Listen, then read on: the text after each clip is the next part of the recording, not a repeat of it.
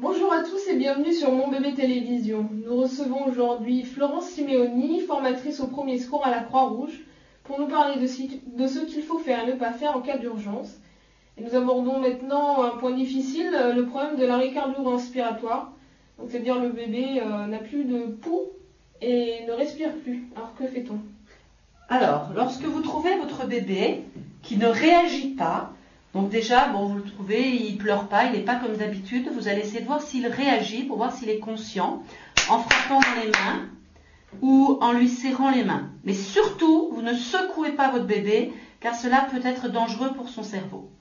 Donc là, vous constatez que le bébé est inconscient. On ne peut pas laisser le bébé inconscient allongé comme cela sur le dos.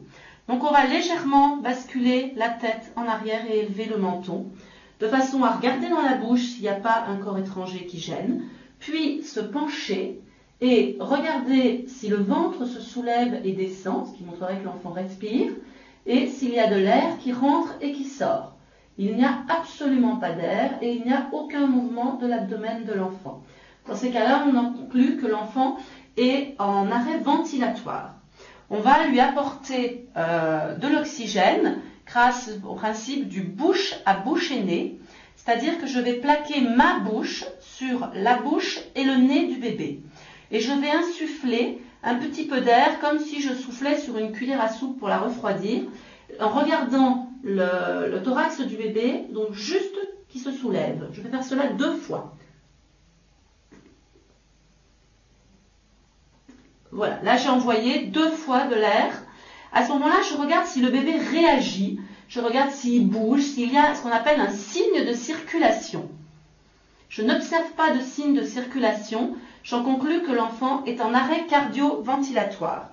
Pour le réanimer, je vais faire une réanimation cardio-pulmonaire. Je déshabille l'enfant, de façon à faire le massage sur un corps nu, et je le place sur un plan dur. Je ne fais jamais un massage cardiaque dans le lit, parce que je masse le matelas et pas le bébé. Le principe du massage cardiaque, c'est de comprimer le cœur entre 2 plans durs, qui est le sternum à l'avant et la colonne vertébrale à l'arrière. Lorsque je fais un massage cardiaque, j'oxygène les cellules et particulièrement les cellules du cerveau. Je ne fais pas forcément repartir le cœur du bébé, mais je permets qu'il n'y ait pas de séquelles lorsqu'une équipe médicalisée viendra prendre en charge le bébé. Donc, je dénude le bébé, je repère la ligne entre les 2 mamelons, j'appelle la ligne intermammaire, et je vais venir placer 2 doigts à 1 doigt de la ligne intermammaire sur le sternum. Et je vais appuyer 5 fois de 2 à 3 cm. Puis je redonne de l'air. 5.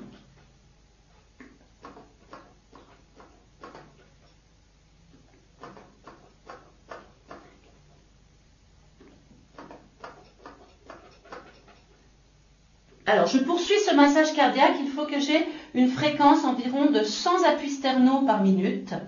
Et toutes les minutes, je vérifie si l'enfant réagit, si l'enfant respire, pour pouvoir changer de technique en fonction de l'évolution.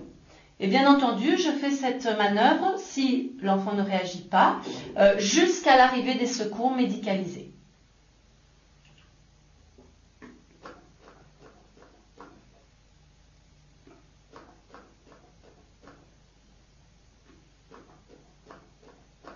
Voilà, donc ce qu'on peut faire avec un nourrisson jusqu'à 1 an, avec un enfant un petit peu plus âgé, au lieu d'appuyer simplement avec 2 doigts, on appuiera avec le talon de la paume d'une main.